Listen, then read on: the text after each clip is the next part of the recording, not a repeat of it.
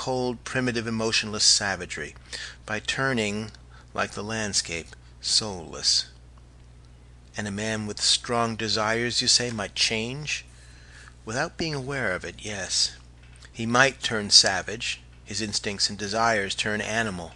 And if, he lowered his voice and turned for a moment toward the bows, and then continued in his most weighty manner, owing to delicate health or other predisposing causes, his double, you know what I mean, of course, his etheric body of desire, or astral body, as some term it, that part in which the emotions, passions, and desires reside, if this, I say, were for some constitutional reason loosely joined to his physical organism, there might well take place an occasional projection.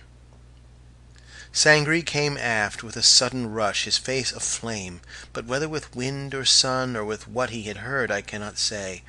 In my surprise I let the tiller slip, and the cutter gave a great plunge as she came sharply into the wind and flung us all together in a heap on the bottom.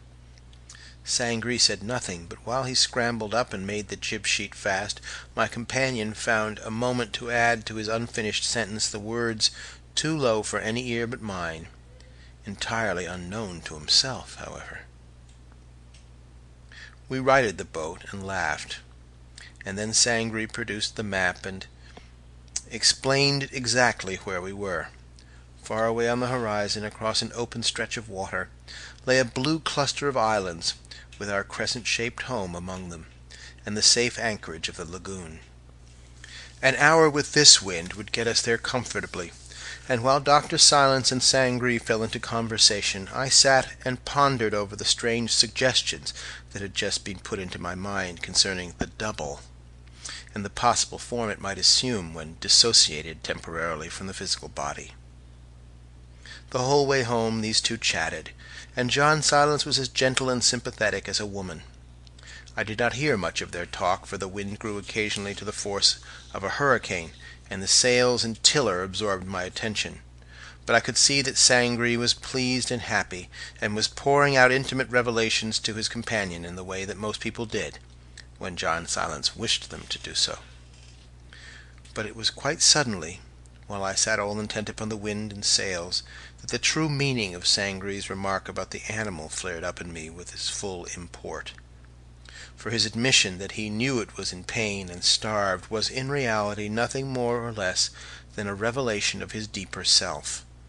It was in the nature of a confession, and he was speaking of something that he knew positively, something that was beyond question or argument, something that had to do directly with himself.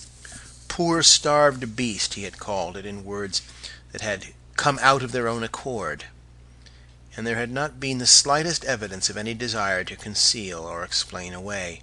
He had spoken instinctively, from his heart, as though about his own self. And half an hour before sunset we raced through the narrow opening of the lagoon, and saw the smoke of the dinner fire blowing here and there among the trees, and the figures of Joan and the boatswain's mate running down to meet us at the landing stage. End of Part 4.